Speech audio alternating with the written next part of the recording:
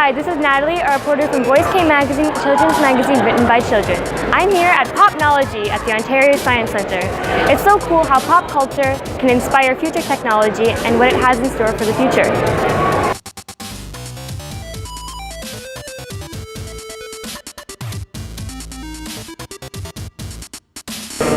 I think that the only hope that we have to solve the very severe problems, global problems, sustainability problems that we have is through science, technology, and innovation. And so we need the younger generations like you to embrace science, technology, and innovation. And so we think that the best way to do that is to show the impact of that in our lives and how it's fun and it's interesting, and you use your imagination, and it leads to things that makes our life easier and better. And what do you think is the future of technology? I think that that's only limited by human imagination, because if this exhibit shows anything, is that human imagination foreshadows technological development. So if we can imagine it, it can happen.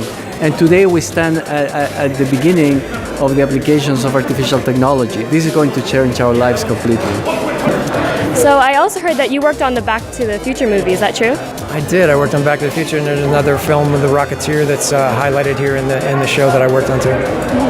And for Back to the Future, what was it like working with developing the sort of futuristic technology?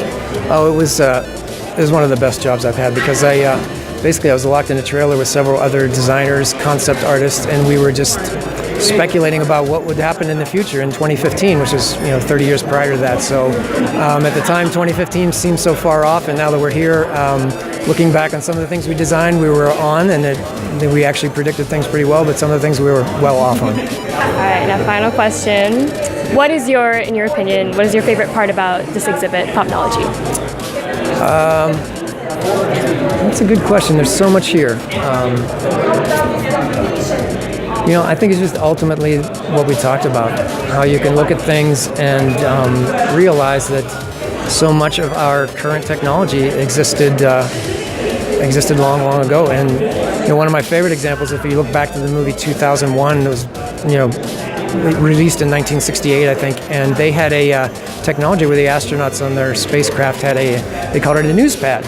And if you look at the design, it's almost identical to the iPad that exists today. Now, whether Steve Jobs was inspired by that or not, but again, that's the common thread. I think it would be great for people to understand that any fanciful imagining is ultimately achievable.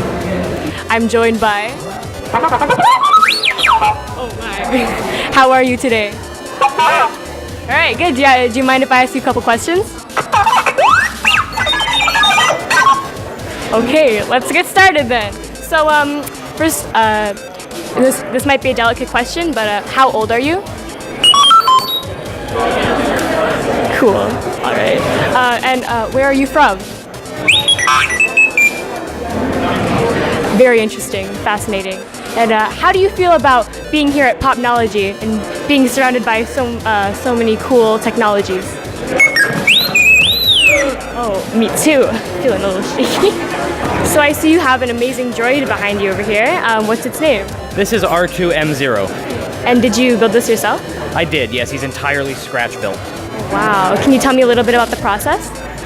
Well, I'm part of a group called the R2D2 Builders Club, and we're sort of an online community where we share resources and ideas about building R2 units. So on our website, astromech.net, we have all the plans and blueprints.